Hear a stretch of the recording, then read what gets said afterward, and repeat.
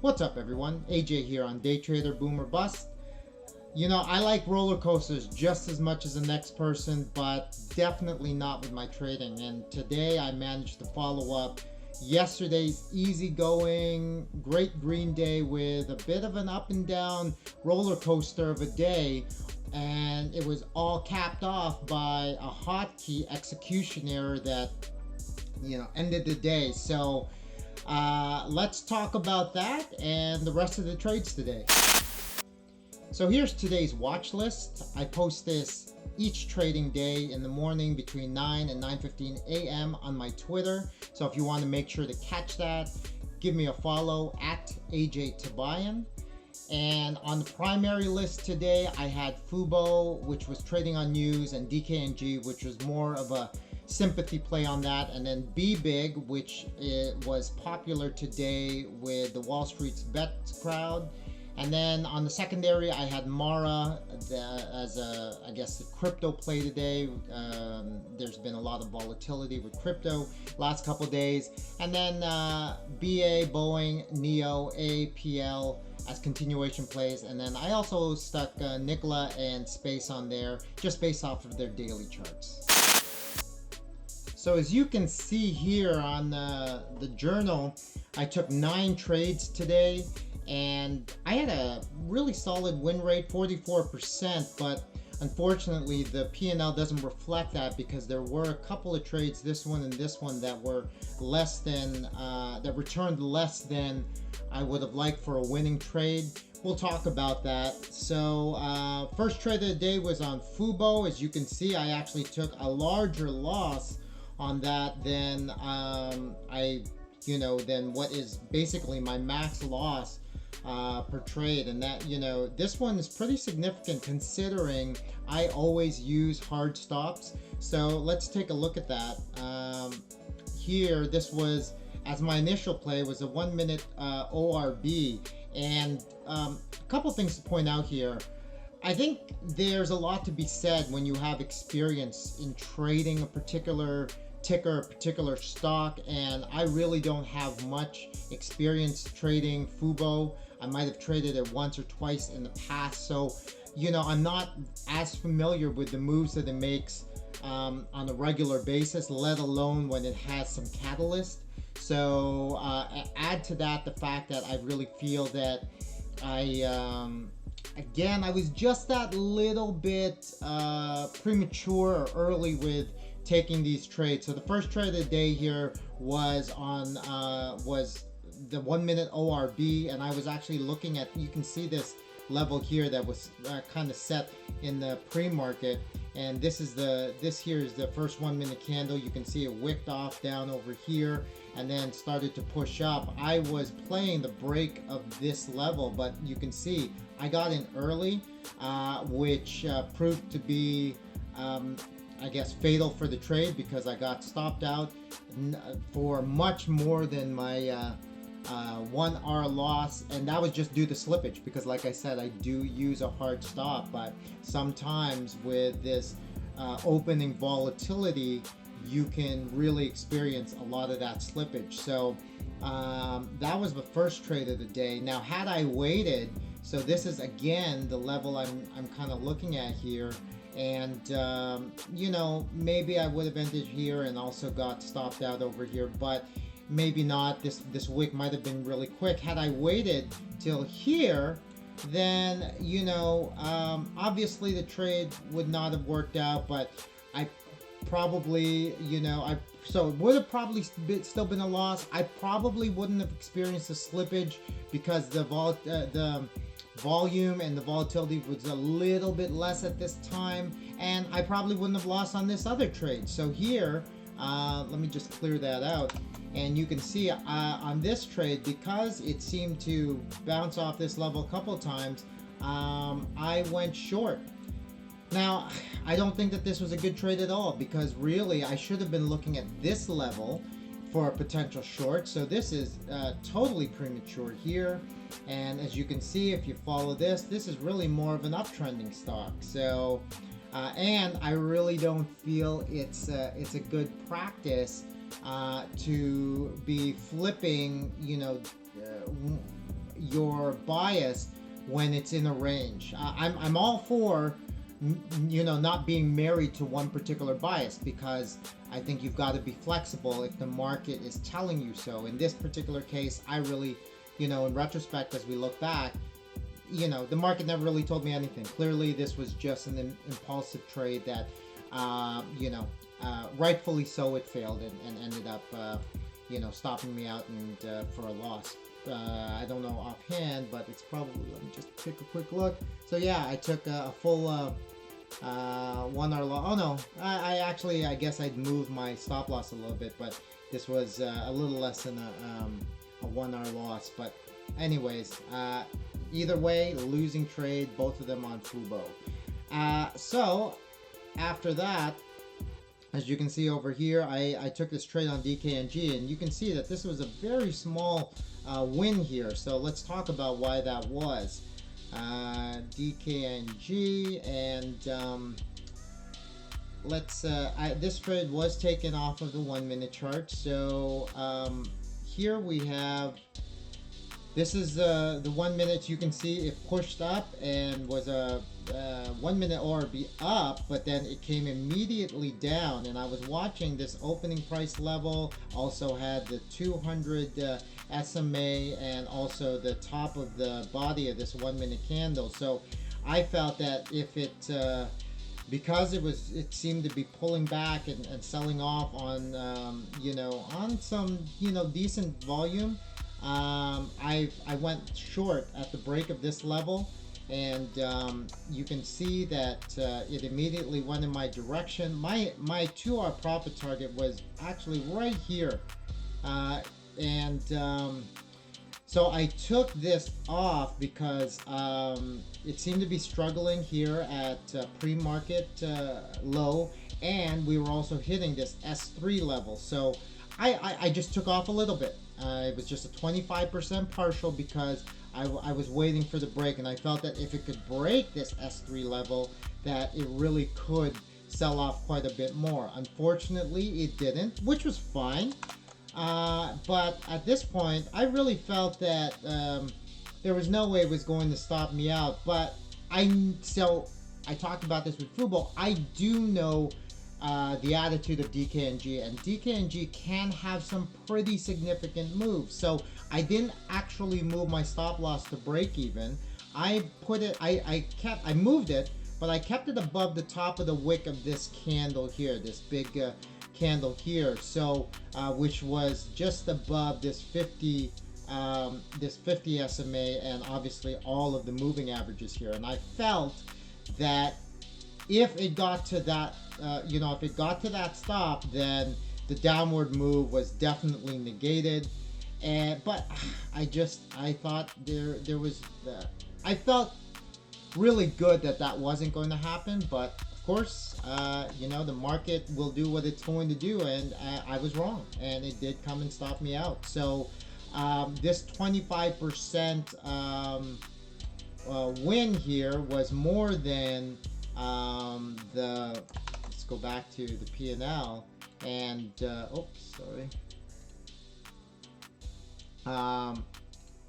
Yeah, so it was more than oh no, that's not what I wanted. Sorry. It was more than this $15 win, but I ended up taking a bit of a loss because it wasn't at break even. So, that was a little bit frustrating of a trade, and I think because of that, I got a little bit emotional, and I took a couple of other really poor trades. That wasn't a poor trade. That was just the market coming back on me. But the next couple of trades, I think the next 3 trades I took on DKNG were very next 2 out of the next 3 trades I took were poor, because you can see I played this breakout of the I went long at the break of pre-market high, and it moved in my direction. But unfortunately, again, as DKNG does, it came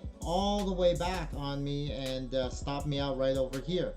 Oh, sorry, here I am drawing arrows you can't see. Sorry. So let me just quickly recap that.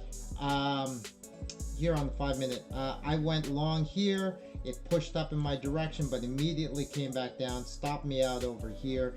And that's just what DKNG does, you know, unfortunately at times. And this choppy price action really got the better of these two trades that I have no problems with. I would have taken those trades all over again if I were in the same situation. So no issues with those trades. What I do have issue with is these two trades. Just not smart. You know, I went long again here. Really, it was for, again, the break of this pre-market high, but it never even broke pre-market high, and there wasn't really much of a setup to tell me that that was going to be the move. So I never should have taken that trade, and I never should have taken the next trade, because after I got stopped out, I obviously re-entered again and got stopped out again. So those two trades right there really cost me. It really, you know, hurt, you know, any progress I had for the day, and really set me back and put me in the red a decent amount. So fortunately, I calmed down a little bit after that. And as you can see, DKNG, there is this level here, which was formed initially here in the pre-market, but also seemed to be respected over here. So at the break of this level, I did go short, and you know, this immediately went in my direction, and you know, gave me that this 2-hour return, which was great. And on top of that, and I did this, I talked about this yesterday, about not missing any potential trend continuations. I continued to watch this. As you can see, it went down a little further, and then DKNG pushed back up a little bit. It came and retested this 200 SMA, and when it failed to push above that, I was watching it for, and you know, let's go to the 1 minute. This is, I was watching it, but I played it off of the 1 minute chart. Let me just move over here. And what I was looking at was, so this trend continuation, oh yeah, there it is.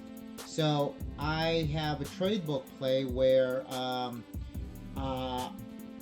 I wait for a candle to pierce or break above a 20 SMA, break above, I guess, if it's a short, or break below if it's a long. And if the next candle pushes below, in this case, it's actually, you know, further, you know, strengthens my conviction in the trade. This is a bit of an engulfing candle, and if it does that off of the, you know, 20 SMA, I go short. And this was a trend continuation play. I went short, which was also the break of this pre-market low, and you can see it immediately went in my direction, and I was able to catch another 2R profit on that particular trade. Now, this was key because, like I said, those two, I'll call them bonehead trades before this, put me in the red quite a bit, but this actually put me at break even for the day. So that was great. I was actually going to potentially call it a day. At that point, you can see these were the two winning DKNG trades, which was great. But I was perfectly fine calling it a day there, but I did continue to participate in the chat room, and also to watch the market for any potential opportunities. And one did come along, and that was on Space. Now, Space was trading at just above 100% RVOL, so it was, you know, on the border line. It was a borderline as to whether or not it was something I would have taken a position in. But let me just, let's actually take a look at the 5 minute chart here. I think it's a little bit more apparent there. So you can see that Space here really was bullish for the day, but it seemed to have some trouble at this particular level. It came back down, consolidated here, but then continued to push down. And you can see this is VPOC. This seemed to be a very strong level because it bounced off its level, pushed up, but and then came back down, retested this level over here. And I was watching it at this point because I felt that it was setting a range here, and I was and this is VWAP, so it was trading around VWAP, and I just felt that if it broke in either direction of this range, that it could potentially run in either direction. So you can see it obviously didn't push below, and if it pushed below here, I would have waited actually more for this level before considering an entry, because I didn't want to get stopped there. I was already potentially going to meet some resistance at pre-market high and at previous day close. So I was hoping it wasn't going to be a short, but so it continued to push up. Let me just clear out some of this, clean up this chart. And this is R4, so it pushed above R4. Now this level I was being very mindful of, and like I told you, at this point in the day I was fully prepared to call it a day, but if I felt that there was if I had some pretty strong conviction on the move, then I was going to take the trade. And it pushed above R4, and then it retested and bounced and wicked off of R4. So at that point, and let me just jump to the 1 minute chart, because I just talked about this trade book strategy, and I did it. I applied it here again. So once I felt it was going, there was a good chance it was going to continue in an uptrend, I was now watching on the 1 minute chart and saw that you can see this 20 SMA. You can see it push below, and I was watching it, and although it wasn't the actual candle that pushed below the 20 SMA, I was also looking at this, like I said, this R4 level. When it threw this large green candle, and it was an engulfing candle like I talked about earlier, I went long after the break of that candle, on the next move. And you can see that my stop loss on this particular trade was at the, just get rid of that. It was at the bottom of this, the body of this candle here. You can see it never came and tested that, that never even came close to testing that stop loss. Consolidated a bit, but then immediately pushed up. So this was great, a solid winning trade, but and this is why I called it a day at that point, because I didn't want to get frustrated. I use hotkeys, and they have been a game changer for my trading, really, but they're not perfect. And in this particular case, unfortunately, I set the hotkey for a range order that set my stop loss, and it should set my profit target at 2R return automatically. But I realized after this got filled, it only returned 1.5R. So this trade returned $112, I think. Sorry, $111 instead of the $150 that I would have expected. And that was because, the hotkey obviously had a miscalculation. That could happen, from time to time if the price action is moving, very fast, and it just doesn't calculate quick enough. So I just felt, that was a winning trade. I didn't get the return that I wanted, but I wasn't going to chase more profits for the day. I was already at 9 trades for the day. Green is green, and I just want to, move on and continue the green streak. And I'm sure I'll have a lot of opportunities to have big green days the rest of the week. So that was my day, and overall, I am happy with the day. This is the P&L, so you can see. DKNG had some of those issues, but that was to the long side. Really did well on the short side here, and then this was that space trade for a total of a 1.5R gain or profit for the day. So that's all. Thanks so much for tuning in. I hope you're enjoying the content that I share. If you do, then give me a thumbs up, and feel free to comment. I'd love to hear from you. But until the next sorry, I'm rambling once again as we kind of close this out, but until the next trade recap, this is AJ on Day Trader Boomer Bust signing out. Cheers.